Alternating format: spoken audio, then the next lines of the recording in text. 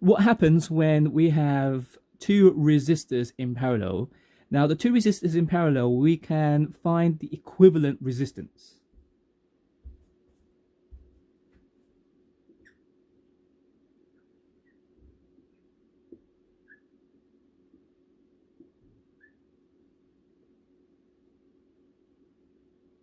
This is the voltage supply, and let's just say that is R1, this is R2.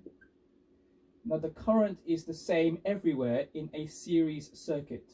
So let's just say that's I1 and I2, where I1 is equal to I2. It's the same.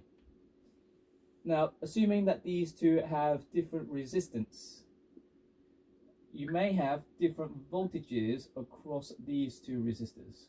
So if that is V1 and V2, all right, so using Kirchhoff's second law, we know that V, let's just say that's V total. So V total is equal to V1 plus V2. Individually, we can say that I1 times V1, sorry, V1 is equal to I1 times IR, isn't it? And, well, let's just say that's I, doesn't matter, so that's I. And V2 is equal to I times R2. So let's put that into there. So we know that V total is equal to I times R1 plus I times R2. Now, Vt, what is Vt? Vt is also equal to I.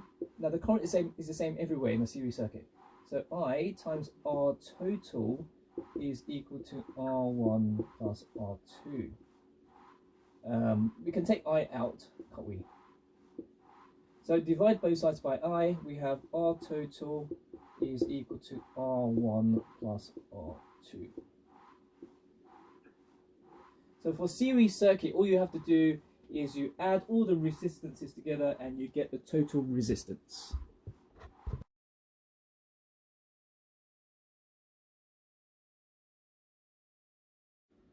Now, what happens when you have two resistors in parallel?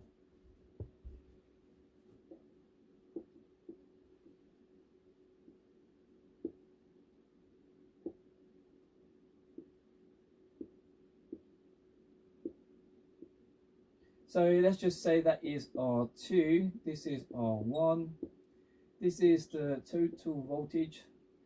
Now the current is split. So let's just say that's I here and that's I. So it's the same. However, you will have I1 here and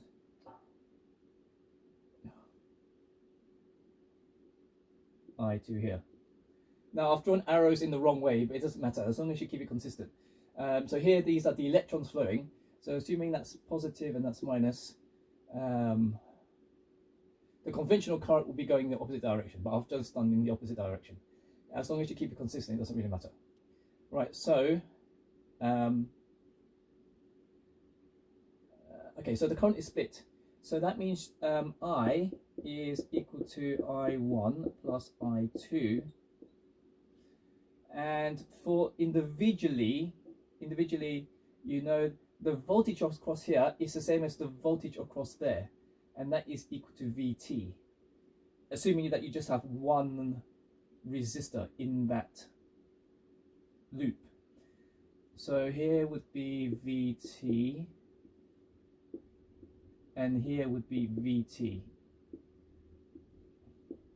across there. So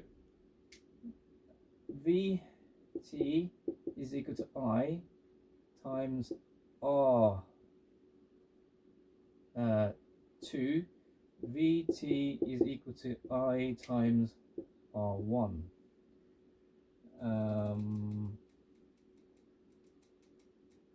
All right. So because everything in terms of I now. So let's do everything in terms of I. So here would be I1 and I2. So,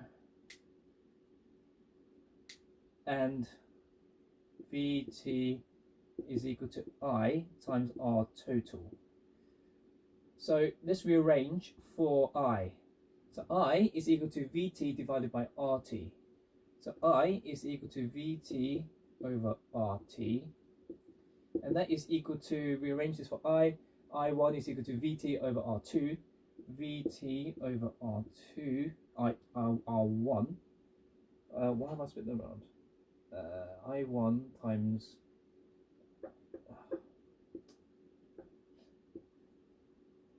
so Vt over R1 plus Vt over R2. Now Vt's are the same, so we can cancel them out. So 1 over RT is equal to 1 over R1 plus 1 over R2. So this is the equation for parallel.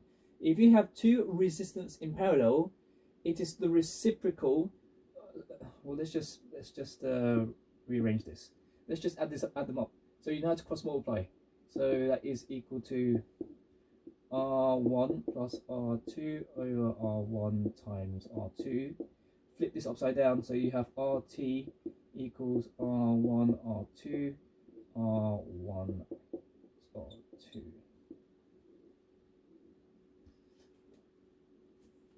Okay, so if you have three resistors in parallel, it would be 1 over RT is equal to 1 over R1 plus 1 over R2 plus 1 over R3. So that would be if there's 3. And you need to flip it upside down. So you need to add up all of this on the right hand side. To get RT, you flip it upside down.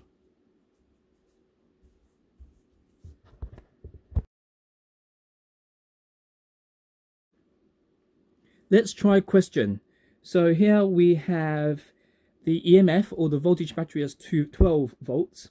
Now the question is, calculate the current in each of the resistor and in total, the voltage across each resistor and in total, and the power rating. All right, so let's just label what each of those are. So you've got 31 ohms and 1236. So here you have 31 ohms. Here you've got 12 ohms.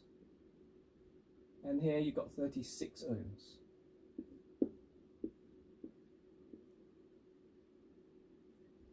Alright, so let's work out the total resistance first. So here we need to work out the total resistance. So if you remember that you have two parallel resistors, so to work out the total resistance, just this bit here, you have to do 1 over RT is equal to 1 over 12 plus 1 over 36. And that is equal to 3 over 36.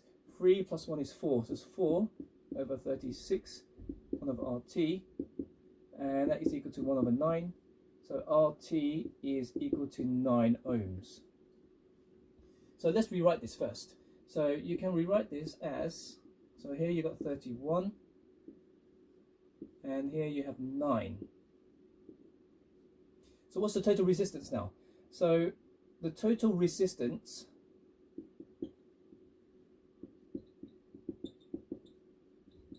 is 40 ohms. It's in series. In series, you add them up. So now if you just think about having one resistor, the equivalent resistance, so here you have 12 volts and here you have 40 ohms. So now you can work out the current. So remember that V total is equal to I times R total. So R total we worked out as 40 ohms. So the total ohms in the combination of these three resistors is 40. And we know that the total EMF, or the total battery voltage, is 12. So 12 is equal to I times 40. And so I is equal to 12 divided by 40. And that is equal to 0.3 amps. So the current is 0.3 amps. So let's do it this way. 0.3 amps. 0.3 amps. All right.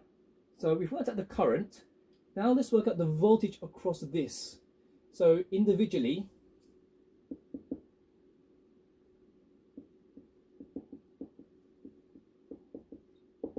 individually, the 31 ohm resistor would be 0.3 times 31, because we know that V equals IR, isn't it? So that is equal to I, that is equal to R.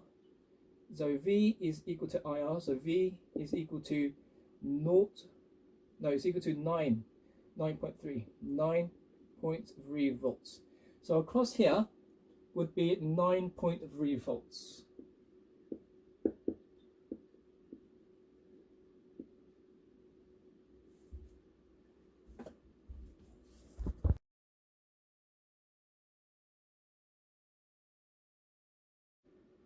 What about the voltage across the resistors in parallel?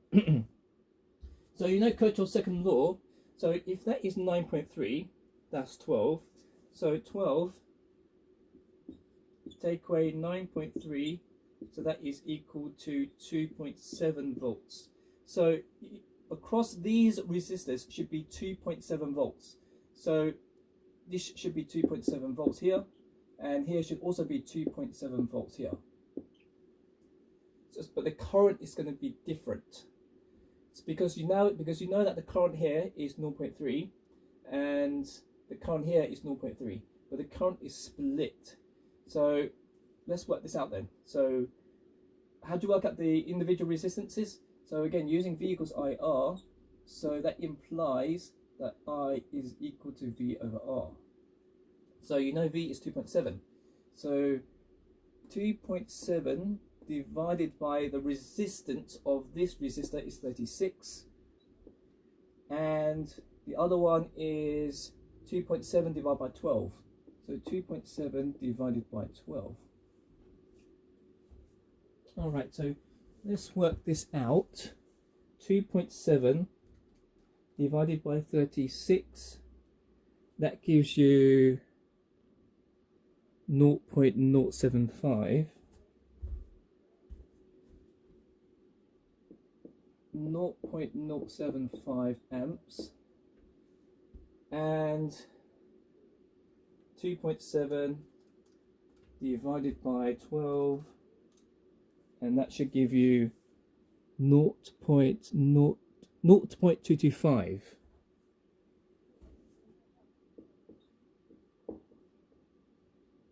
0.225.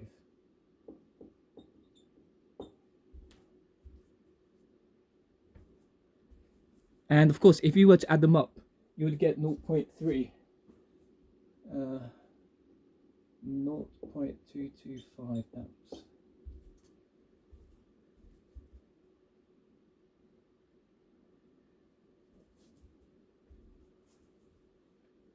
All right, so now what about the power rating? So the power rating would be using the equation P equals IV. So you know that the current is 0.3, and you know the voltage across it is 9.3. So 0.3 times 9.3, and that will give you 2.79. That's the power rating for that. So that's the power rating. What about the power rating for this? So the power rating for each of these, so again using P equals IV, so you know that the current is 0.225 for the top one. So 0.225 times 2.7. So 0.225 times 2.7, 0.6075. So for the top one, the power rating is 0.6075. And for this one, the power rating, 2.7 times 0.075, that gives you 0.2025. 0.2025 as the power rating.